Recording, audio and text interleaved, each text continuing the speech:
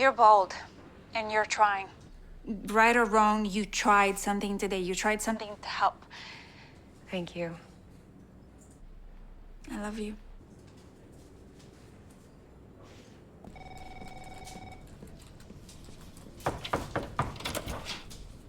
Any takers? Just one, so far. And you? What? Sit. No, I'm not. You're what? You're not grieving? You had a happy little firehouse where everyone was best friends and racial disparity was not a hot topic. And now? Everything has changed. Everything and nothing. I know fire. I mean, I'm the person that studies them for fun. But this fire. This fire is beneath our feet. It's built into every foundation, our history, language, news coverage. It's everywhere. I mean, we vent fires to let out the hot smoke and gases so that we can contain the fire, but I don't see how we can contain this, let alone put it out. And growing up, we were taught about Black history and the civil rights movement. We were taught to believe that they had beat it. And I think on some level that belief was still inside of me because I didn't listen to Dean and I didn't listen to the mothers of those kidnapped girls. And I am so embarrassed saying that to you.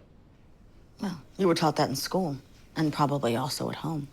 And that teaching, it's the coal that keeps the fire hot. When I was a child and I learned about the Native American genocide, I pictured one small village of men with feathers in their hair who gave the white people turkey and then got mad that they wouldn't leave. Now, I pictured it because those were the literal pictures in my history books. And even though I knew that my people had been stolen from their homes and brought here chained up on ships, somehow I believed that textbook. I was 35 years old when I learned that in 1492, Columbus sailed the ocean blue, and in the wake of that, millions upon millions of people who had been living here for 15,000 years were extinguished. And the ones who survived were fighting every day against a culture that still wants to pretend they don't exist. We learn when we learn. And the shame we feel at having taken so long to learn, well, that can be useful as long as we use it well. Once we know better, we have to do better.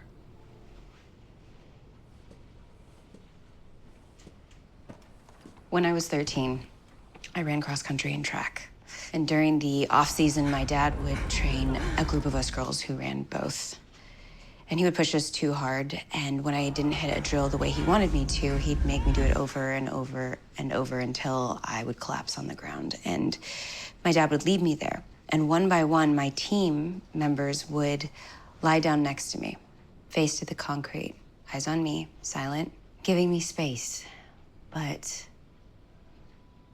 also making sure I wasn't alone. And my instinct is that that is what I have to do for the Black members of my team, to quietly show up and let them know that I support them. But I think that instinct is wrong. Because when my friends and I were 13, we didn't have the capacity to stand up against an abuse of power. And now I do. I have the power to stand up and say when something is wrong.